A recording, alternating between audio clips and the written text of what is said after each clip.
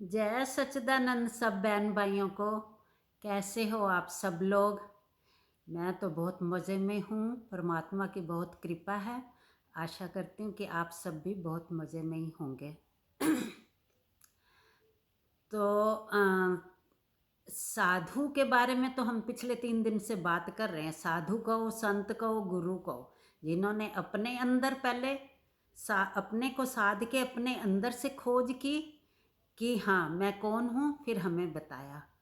तो ऐसे ही बहुत से सच्चे महापुरुष, जिसको सच्चे संत कहो, महापुरुष कहो, साधु कहो, गुरु कहो, बहुत बहुत हो चुके हैं। तो ये एक कहानी आज मुझे याद आ रही है महात्मा बुद्ध के टाइम की। वो अपने शिष्यों को हमेशा रोज सत्संग में ये ज़रूर कहते थे कि हर शरीर की कहानी लिखी होती है। शरीर बनने से पहले कहते हैं ना कि प्रारब्ध पहले बना, पीछे बना शरीर। शरीर की कहानी जैसे मूवीज़ में होता है ना, पहले स्क्रिप्ट लिखी जाती है, फिर उसके बाद पार्टिसिपेंट मतलब एक्टर ढूंढे जाते हैं उस कहानी के हिसाब से। फिर वो पार्टिसिपेंट जो होते हैं, वो जो एक्टर होते हैं, वो फिर उस कहानी पे एक्ट करते हैं। तो ऐसे ही हर शरीर का हिसाब है। पहले कहानी लिखी जाती है, फिर उसके हिसाब से शरीर बनता है, फिर वो शरीर उस हिसाब से अपना जीवन व्यतीत करता है। मतलब अपनी कहानी जो उसकी लिखी हुई है उसी हिसाब से अपनी जिंदगानी बिताता है, जिंदगी उसकी वैसे चलती है। तो महात्मा बुद्ध जो थे वो भी सच्चे संत थे। तो वो हमेशा अपने सत्संग में कहते थे कि हर शरीर की कहानी लिखी होती है, हर शरीर उसी हिसाब से ही चलता है, उसका हर कर्म उस कहानी के हिसाब से होते हैं।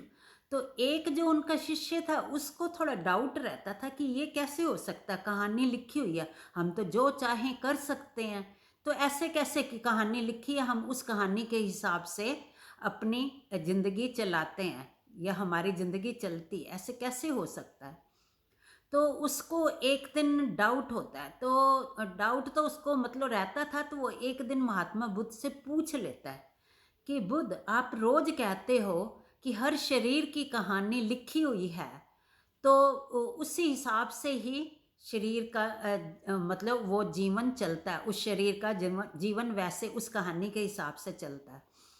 तो उन्होंने कहा हाँ चल, ये तो सही बात है, पर हाँ कर्म, वो तो उसने कहा हमारे कर्मों से कुछ नहीं होता। उसने कहा हाँ, कर्म से तुम थोड़ा सा मतलब कर्म करके तुम ये कर सकते हो कि जो कहानी तुम्हारी लिखी है वो तो वही घटित वही होगा होगा वही, पर हाँ उस कहानी में जैसे अगर तुम्हारे अकॉर्डिंग, तुम्हारे स्वभाव के अनुकूल या तुम्हारी खुशी के अनुकूल काम नहीं हुआ, तो तुम उस अपने आप को उसमें ढाल के कि सोच के कि हाँ मेरी यही कहानी थी तो ऐसे हुआ, तो तुम अपने आप को वैसे ढाल के उतना दुखी या सुखी नहीं होते हो। बहुत अच्छा हो गया तो तुम बहुत उछलते नहीं हो, बहुत ज़्यादा खुश नहीं होते हो कि हाँ ये लिखा था मेरी कहानी में तो इसलिए अच्छा हो गया।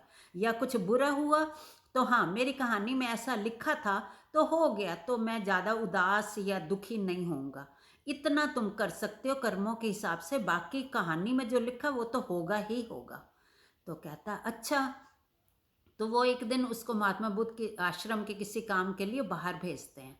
तो वो जाता है, जा रहा होता है बाजार में, कुछ खरीदना होता है, तो खरीद के आ रहा होता है, तो उसका धक्का ना किसी चलते हुए आदमी को सड़क पे लग जाता है। तो वो आदमी जो था उसने इसको बड़ी बुरी तरह से गालियां निकालनी शुरू कर दी, जैसे करते हैं कई भी, देख के नहीं चल सकता, ये आंखें नहीं है, अंधा है, ये है, वो बोला। तो ये 1 मिनट को सोचता है कि ये मेरे को गालियां निकाल रहा है तो मुझे क्या करना चाहिए, ये आज की मेरी कहानी में लिखा था ऐसा। तो वो सोचता सोचता ना उसको कुछ करता नहीं, मतलब उस पलट के गाली नहीं देता, उसको मारता नहीं, कुछ करता नहीं।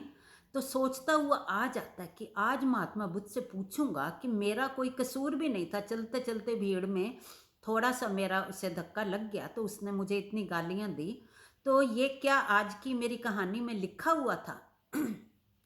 तो महात्मा तो जाता है घर, आश्रम में जाता है, तो बुद्ध से पूछता है बुद्ध आज ऐसे हुआ मेरे साथ, मैं करना नहीं चाहता था पर हुआ ऐसा, मेरा हल्का सा धक्का लगा तो उसने मुझे इतनी गालियाँ निकाल दी। तो बुद्ध कहते हैं अच्छा, तो वो कहता है क्या ये मेरी कहानी में आज लिखा था? कहते हैं तेरी कहानी में तो हाँ लिखा था, इतना ही लिखा था बस, चलो कोई बड़ी बात नहीं हुई। पर उसकी कहानी में आज, उसकी ज़िंदगी की कहानी में कुछ लिखा था। तो वो कहता है मुझे कैसे पता चलेगा? वो कहते हैं तू अभी जल्दी जा बाजार में वहीं पे। तो वो कहता है ठीक है। तो वो जाता है तो वहाँ देखता है कि वो आदमी पिट रहा है, बहुत बुरी तरह से कोई उसको मार रहा है, उसको पीट रहा है। वो देखता है कि ये तो पिट रहा है, तो क्या हुआ? तो किसी से पूछता है भाई ये क्यों, ये दूसरा आदमी इसको क्यों पीट रहा है? कहता है इसने उसको, उसका हाथ लगा था तो इसने उसको उस आदमी इसने उसको गाली दी तो दूसरे को गुस्सा आ गया तो उसने इसको, वो इसलिए इसको मार रहा है, भी तूने मुझे गाली क्यों दी? वो कहता अच्छा। तो आता है महात्मा बुद्ध के पास, फिर उसे समझ नहीं आती। कहता बुद्ध, वो आदमी तो जिसने मेरे को गाली दी थी वो तो पिट रहा है बाजार में, तो क्या उसकी कहानी में आज ये लिखा हुआ था? ये ऐसा क्यों हो रहा था? तब बुद्ध ने कहा देख ये तेरे प्रश्न का उत्तर है। तूने कहा ना कि ऐसे कैसे, ये आज ये लिखा था मेरी कहानी में, तेरी कहानी में तो इतना ही था कि गाली दी। तू अगर उसको उस गाली के बदले पीट देता तो वो पिटता। कहते हैं आज तेरी कहानी से ज़्यादा उसकी कहानी में लिखा था कि आज उसको पिटना था, तो तूने नहीं पीटा तो किसी और का फिर उसको धक्का लग गया। परमात्मा ने देख कैसे रचना रचाई, किसी और का फिर उसको धक्का लग गया, उसने फिर उसको गाली दे दी। तो तूने नहीं पीटा, तू अगर करता तो तेरे से पिटता, तूने नहीं पीटा क्योंकि तू सत्संगी है, तूने नहीं उसको पलट के कुछ कहा, तो पर वो दूसरे के का भी फिर उसको धक्का लगा क्योंकि उसकी कहानी में आज पिटना लिखा था, ये होना था उसके साथ। तूने नहीं पीटा तो उसने फिर किसी और का धक्का लगा उसे, क्योंकि उसको पिटना था ना, कुछ तो बहाना बनना था। तो धक्का लगा तो इसने उसको भी गाली दी तो उसने नहीं सहन किया, तू सहन करके आ गया। तो यही देख तेरे कर्मों से तूने नहीं उसको वो किया तो किसी और से हो गया। उसकी तू अगर करता तो तेरा कर्म बनता कि तू उसको पीट देता, पर तूने नहीं किया, तू सत्संगी था, तू शांत, तूने शांति का रास्ता चुना, तू आ गया चुपचाप। पर दूसरे ने शांति का रास्ता नहीं चुना क्योंकि उसको आज पिटना था। तो ये हुआ। कहता अच्छा ये बात थी, तो अच्छा मैंने नहीं पीटा पर पिट तो वो गया, मैं नहीं चाहता था कि उसको कुछ कहना, पर देखो उसकी कहानी में लिखा था पिटना, तो कैसे रचना रची, कैसे रचना परमात्मा ने रची, कैसा हुआ तो उसको आज वो पिटा। हो सकता है उसने कभी किसी को पीटा होगा तो उसका कर्म का फल उसको मिलना था, आज पिटना था उसने, तेरे से नहीं तो किसी और से पिट गया। तो वो कहता अच्छा ये तो बहुत अच्छी बात आपने बताई कि हाँ कर्मों या शरीर की कहानी वो शरीर बनने से पहले लिखी होती है। ये हर शरीर की कहानी, कहते हैं कि ये कर्मों के हिसाब से कहानी बनी होती है हर किसी की।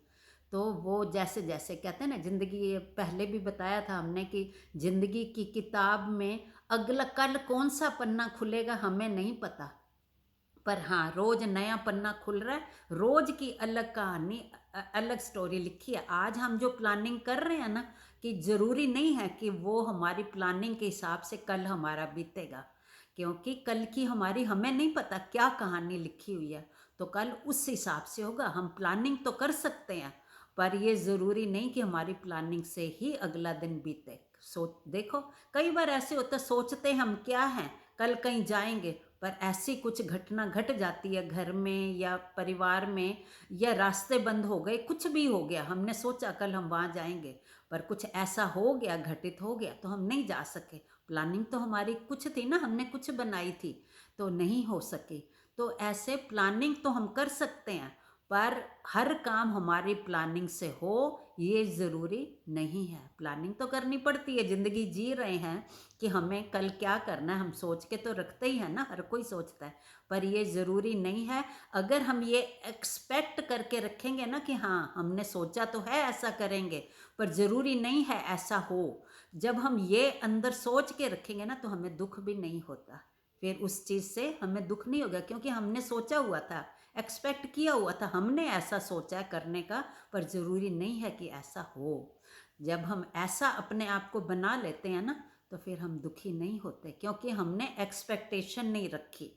एक्सपेक्टेशन ही दुखों का कारण है ना। हम जब एक्सपेक्ट नहीं करते तो हम दुखी भी नहीं होते फिर। इसलिए फ्लो के साथ जो होता जाए ना, हमने प्लानिंग की कल की, पर कल वो वैसा नहीं हुआ तो हम दुखी नहीं होंगे, क्योंकि हमने एक्सपेक्ट नहीं किया, अंदर में ये नहीं सोचा कि मैंने ये सोच लिया तो ऐसा ही होना चाहिए। नहीं सोचा था तो नहीं हुआ, तो हम दुखी भी नहीं होंगे, क्योंकि हमने एक्सपेक्टेशन नहीं रखी। एक्सपेक्टेशन ही दुखों का कारण है। और हर शरीर की जब कहानी लिखी हुई है, तो जो कहानी में लिखा कल जिंदगी की किताब का जब पन्ना खुलेगा ना, सुबह उठेंगे तो कहानी तो उस हिसाब से चलेगी। हम चाहे जो मर्जी सोचते रहें, जितनी मर्जी प्लानिंग करते रहें। तो ये देखो, जब हमें ये समझ आ जाती है तो कैसे दुखों से ही हम दूर हो जाते हैं, हम सुखी सुखी होते हैं, क्योंकि हमने उस हिसाब से अपने आप को तैयार नहीं किया हुआ कि हम जो सोचेंगे वही होगा। तो आज की चर्चा यहीं तक, बाकी कल करेंगे। जय सच्चिदानंद।